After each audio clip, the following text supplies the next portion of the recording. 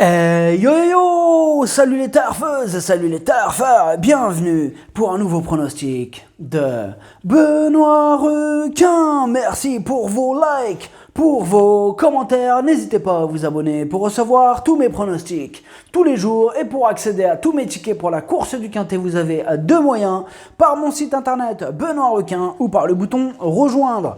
Ok, place au pronostic du Quintet du mardi à 5 octobre, direction Chantilly pour le prix de la chambre de Monsieur le Prince. Plat, 2000 mètres, 16 partants, réunion 1, course 1, indice de confiance, 1 sur 5.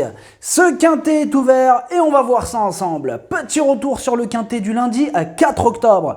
Dans mon pronostic, je vous ai donné le tiercé dans l'ordre, le quartet en 6 et le Quintet en 6.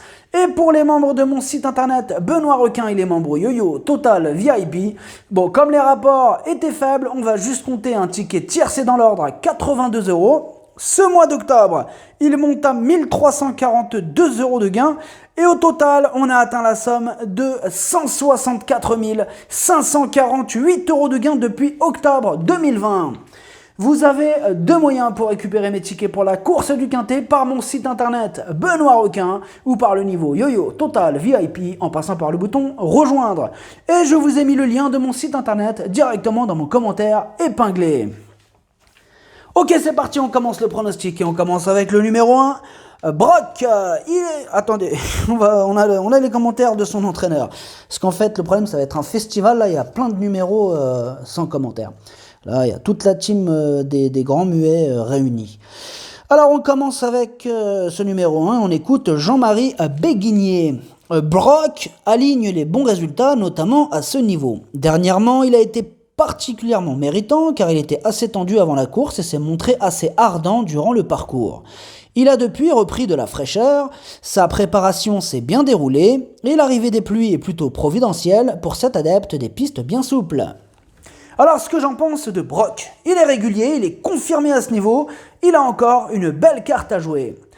Le numéro 2, alors on n'aura pas les commentaires de son entraîneur. Le numéro 2 c'est Norville. Alors ce que j'en pense, il reste sur un échec dans le Quintet du 28 août sur PSF ce jour-là. Là il revient du coup sur une piste en herbe et il va tenter d'en profiter pour remettre les pendules à l'heure.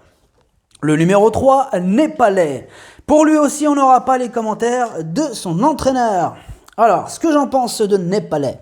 Il fait quasiment l'arrivée de toutes ses courses, il est en forme et il a fait ses preuves au niveau qui nous intéresse, il s'annonce redoutable. Le numéro 4, Val Bassett, et pour lui aussi on n'aura pas les commentaires de son entraîneur. Alors ce que j'en pense de Val Bassett, sa 5e place prouve du coup qu'il garde son mot à dire à ce niveau et il fera de son mieux pour obtenir le meilleur classement possible. Le numéro 5, Magique Davier.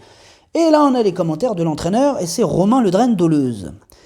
Magic Davier est un poulain qui a débuté tardivement sa carrière. Il a toutefois accusé de constants progrès qui lui ont permis d'ouvrir son palmarès dernièrement. Mardi, il découvre les handicaps en ayant assez peu de métier. Il sera toutefois intéressant à étalonner dans ce contexte. La distance peut sembler un peu courte et on va le monter pour lui, en ne l'empêchant évidemment de rien. Alors ce que j'en pense de ce Magique Davier, il passe un test à ce niveau, il sera raccourci pour l'occasion, mais c'est une surprise possible. Le numéro 6, Coubird. Et on écoute Nicolas Collery. Depuis son arrivée à l'écurie, Coubird ne cesse de nous faire plaisir. Il découvre un bon engagement, il est resté en belle forme et il est compétitif à cette valeur. De plus, le terrain souple ne devrait pas le déranger. Il détient une belle carte à jouer et avec un bon déroulement, pourquoi pas jouer la victoire. Alors ce que j'en pense de Coubird, il a prouvé sa compétitivité à ce niveau, il est plutôt régulier dans l'ensemble, il va défendre chèrement ses chances. Le numéro 7, High Lady. Et pour ce numéro 7 aussi, on n'aura pas les commentaires de son entraîneur. Alors ce que j'en pense de High Lady, elle aussi elle est confirmée à ce niveau, elle apprécie les 2000 mètres, elle a une belle carte à jouer. Le numéro 8, Super Sonic. Et on écoute Alessandro Botti. Super Sonic est très en forme. Je suis un peu méfiant quant à l'état du terrain, mais il n'a pas beaucoup de choix d'engagement. On est sur place et il bénéficiera de la monte de son jockey habituel, alors on essaye avant de pouvoir retourner sur la PSF.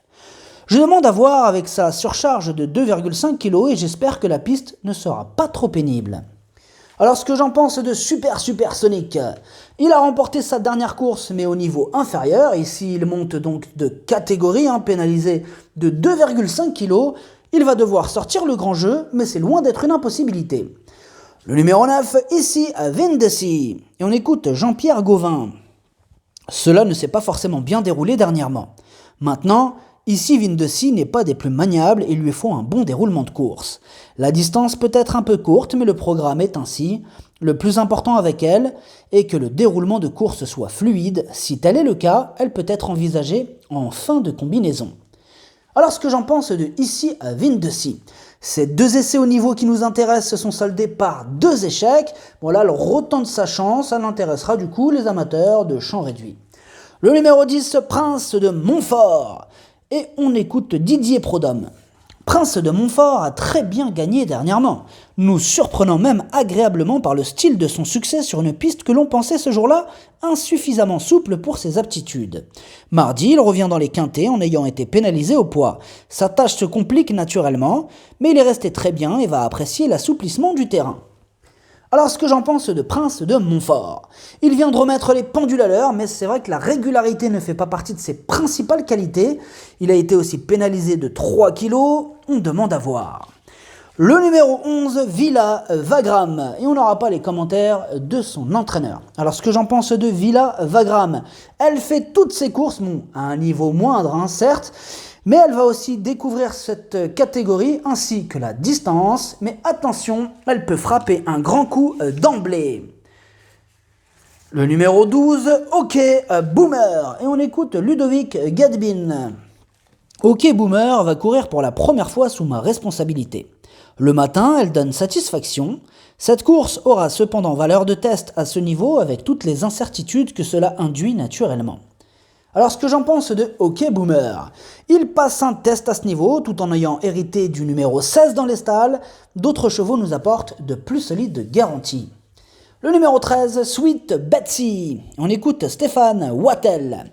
Sweet Betsy a été assez décevante en la montant en distance, elle a bien travaillé en la raccourcissant. J'espère que cela sera la solution.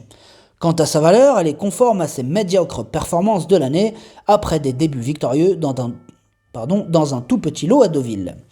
J'espère qu'elle va pouvoir montrer le bout de son nez à cette valeur.